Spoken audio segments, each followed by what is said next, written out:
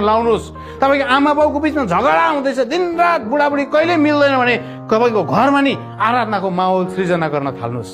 तपाईँको पारिवारिक जीवनमा लोग्ने स्वास्नीको बिचमा मिसअन्डरस्ट्यान्डिङ भइराखेको छ, तपाईँको लोग्ने स्वास्नीको बिचमा आशिषै छैन, दिनरात झगडा हुन्छ भने नि आराधनाको माहौल सृष्टि गर्न थाल्नुहोस्। किनभने यहाँभित्र चाहिँ मान्छेहरू जिउन थाल्छन्। तपाईँको आमा बाउ झगडा परिरहेको होला, लोग्ने स्वास्नी झगडा होला, बाउ छोराछोरी कहिले मिल्दैन।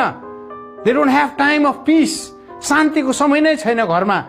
बेलुका खानु बसेकै झगडा, बिहान उठेकै झगडा, चियामा पनि झगडा, बिस्किटमा पनि झगडा, जेमा पनि झगडा हुने, जहिले पनि वातावरण हुँदैछ भने नि आराधनाको माहौल घरमा सृष्टि गर्नुहोस्। किनभने मान्छे चाहिँ यहीँ भित्र मात्रै पसेर चाहिँ जिउनु थाल्छ। किनभने यीशुले भन्नुभयो तिनीहरू यस संसारका होइनन्, जस्तो म यस संसारको होइन तिनीहरू पनि यस संसारका होइनन्।